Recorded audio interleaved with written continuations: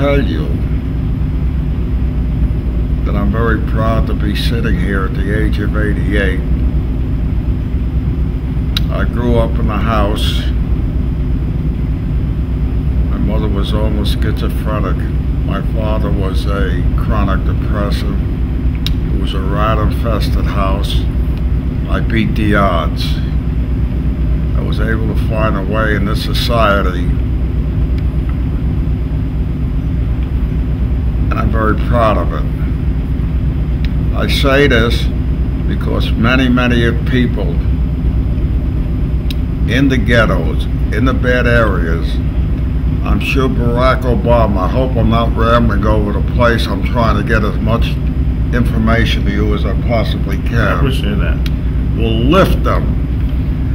You must have an education. I'm saying this to all people. I didn't have the opportunity for an education.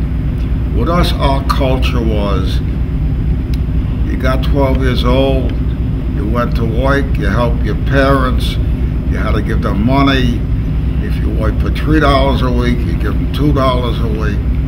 It was a different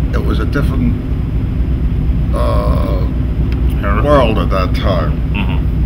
But now, I'm going to say you must have an education. As in one of the books that I read, an education, this is not my words, a very famous man said this, an education is learning. Learning is earning.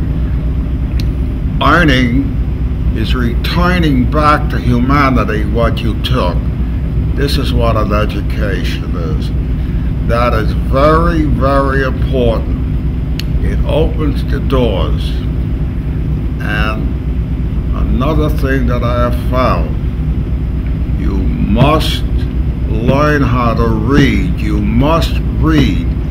You must always increase the intelligence and the capacity of your mind. That's right. That's right. I found that you being here today and sharing your experience have brought myself, especially, Hustle for Your Dreams to a next level, because it's unexpected. And sometimes when things are unexpected, it's the universe bringing great minds together.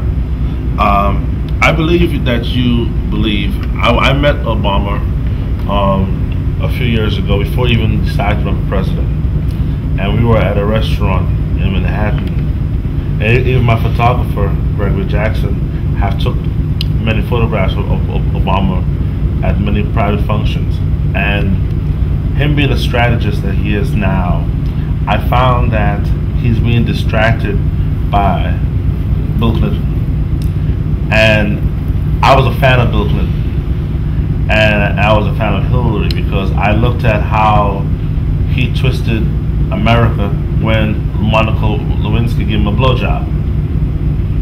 I watched that whole experience where a man you being a man, knowing that if something like that's going to go down, it's going to be all the way to the top, not just stop.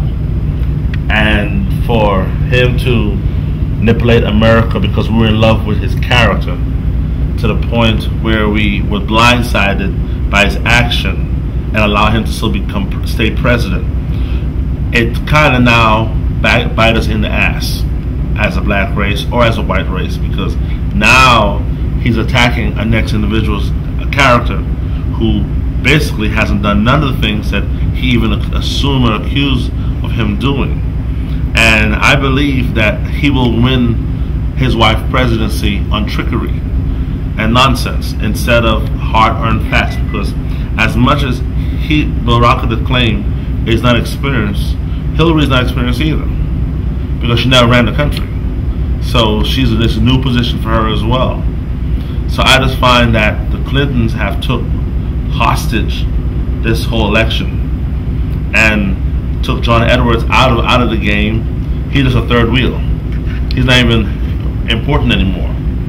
And I'm just concerned that America is going through the Monica Lewinsky situation again, but in a different psychological semantics, because Bill Clinton is running around, like you say, door to door, soliciting votes for his wife, and it's a hustle. It's a hustle, right? As well, many years ago, they said they don't want the media to take after their daughter, but now the daughter is going around hustling for votes as well. Instead of, like before, the media couldn't talk to Chelsea Clinton. They couldn't have any type of pictures with her doing anything. They couldn't do a lot of things with her photograph. But since when the wife now wants to become president, the whole entire ban of Chelsea is lifted. Give me a break.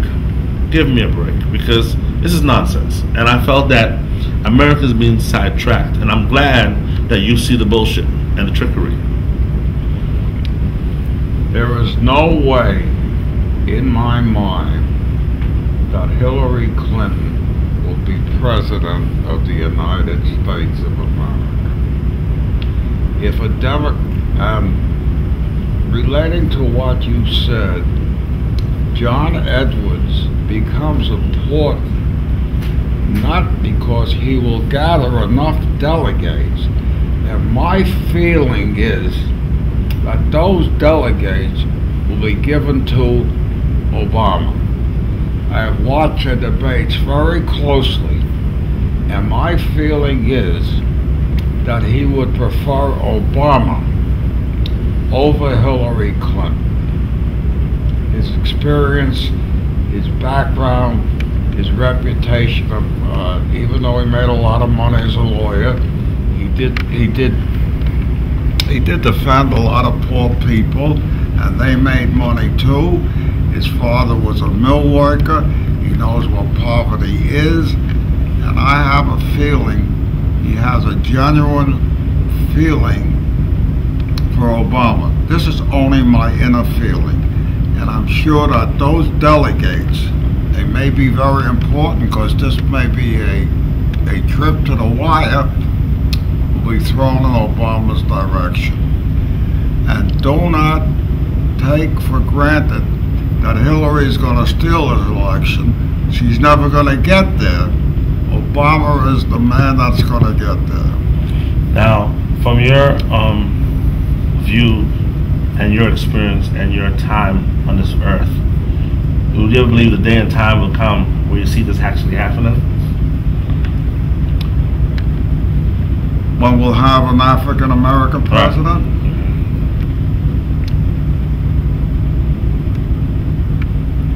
Yes, Obama will be the first African-American president that will make history. This is going to happen. I can't think no other way. And I'm not patronizing you because you're black. This is history being made. And I never thought that I would see it, because I know what the civil rights marches was, the Martin Luther King marches, and also if you want to go outside, I'll open up my briefcase and I'll show you a picture with me and Jackie Robinson in Ebbets Field when Jackie Robinson broke the first color line in the major leagues. That was one of the I knew Jackie, and we took pictures in Ebbets Field. And I've also made you asked me what I did. I have a video that I spoke at LaGuardia Community College of how Jackie broke into the big leagues and how it was done. And when you read one part of the story where Branch Rickey was a coach and one of the teams, and they came to play, he was a coach before he became Brooklyn Dodger official. They came into one of the college towns to play, and he had one, at that time they call him a colored ball player. It's history, you can look it up, on his team that was the catcher. When they walked into this hotel, all his players register.